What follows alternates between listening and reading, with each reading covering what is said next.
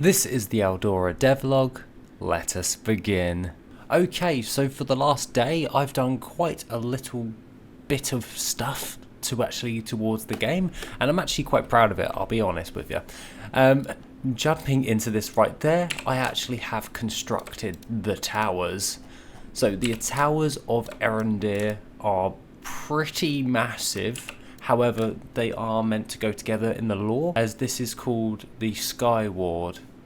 Basically, this is one of the main area hubs of the actual zone, and obviously, as it's in the capital of the city, this is predominantly where all of the region lords will be and all of that. This is meant to be more of a lookout than anything, as well as the palaces. This is because they can actually look over the lands of Skyward and also Aronda. The Skyward will go in tandem with the other zone base cities, the city in Aronda and also the Iron Hold, which is in Skyward. Now this will go in tandem as they can then set the beacons across the continent of Aronia, and it's actually adding up quite nicely in the grand scheme of things. I'm really liking it. There is a couple of little things that I actually did do.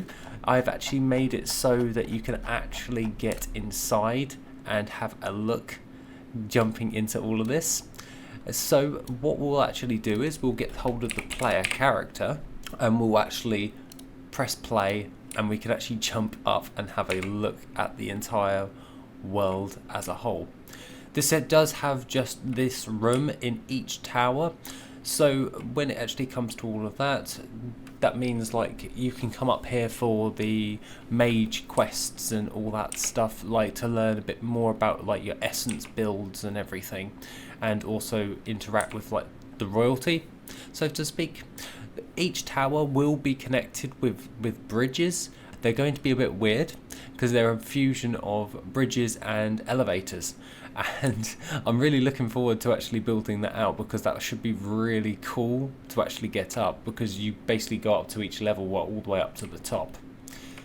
Now, jumping into all of this, I did actually do a couple of other things, so let's jump over and get our way over towards the docks. So as we have jumped all the way over here, we can actually see that I've done a couple of little things when it comes towards the dockyards. Coming towards the dockyards, we now have ships. The ships have been constructed. These are very uniform, very basic ship builds towards the actual city, and I think it actually fills out the dockyard a bit better, because this is more of the military area in order to do. I'm going to need to actually reduce that with the landscaping, but however, you can see them all stacked in and actually in the general vicinity, the general area, and it just makes the ports look a bit more alive with everything, all of that. Now these ships aren't actually get-onable, so to speak. So at this moment in time, you can't actually get on the ships because there's no bridges to get on the ship. However, you can actually traverse and get inside of them. So what we're actually going to do is we're going to find that player start again. We're going to jump all the way over. However, what we will do is we'll move the player start, and we can actually just jump on the boat as a whole, and we can then see what it'll be like on the ship. I actually made some interiors to the ship, so there isn't just that.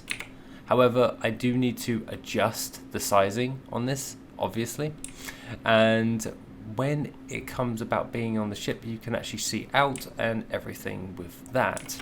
Now, judging by the scaling of this, these ships will need to get a little bit bigger, because I did design it for a little bit bigger in the back level engine for where I was actually crafting these. So they're going to have to be a little bit more scaled, a little bit more uniform, and just deal with all of that like that. However, I'm really enjoying like making all of this at this moment in time. I do really need to fix those elevators when it comes towards the actual city, but I'm really liking how the actual capital has turned out. You can definitely tell this is the Erendir city, and along with the main dockyards for the merchant ships and everything, it's really turning out to be something really special, and I'm really enjoying it. as we're heading over towards this next area, where we're going over to the other dockyard to head over to Karesh, which will be the main area to get to Skyward as well. What I was actually thinking about yesterday, while I was at work trying to build everything out and jumping into the actual main area, was I was planning out how to actually do the custom characters. Now, I was spitballing a load of stuff in the development section in the Discord, which you can find in the description. However, I was thinking about how to do modulable characters, because I was like, oh, okay, right, we'll keep it really simple. We'll do 3 skin tones, we'll do 5 different types of hairstyles, we'll have male, female, we'll have a basic body type, and adding that all up. It turns out that, yeah, that's a lot of sprites, because you have to literally change every single one for every animation. So I was thinking about this for the rest of the day, and it means that I'm going to have to do required base states. So when it comes towards the custom characters, as while we're actually developing the rest of the world, I'm really going to have to think about doing the socketed things. So as the body is moving as a base, we can use that base to have a socket on it. It's a 2D thing, but it can still have a socket.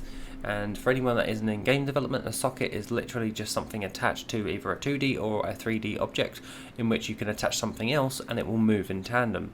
That means that we can then change the faces, and that also means that we can change the hair, and it will still move in tandem with all of that. Now, it made me think of whether we should keep this little action in there. I would like to know some feedback, because do we actually need it? Because we generally just use this, like forward and back. So at the end of the day, do we actually need this when we have our mouse to turn? Because do we need it? Because at the end of the day, you'll just turn with your mouse and you'll just keep walking, won't you?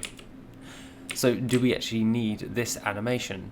So other than that, that is my thoughts on things so far. I've got quite a few things to do, especially with like clutter and building out like fences. However, those ones will be 2D, and then generally just building out like farm plots, stables, and everything with that. Other than that, this is the other dockyards where you'll be able to get on the ship and disappear. And following on to that, that is everything for today. I spent pretty much a good part just building out the towers and the ships, and that's pretty much everything I have to report.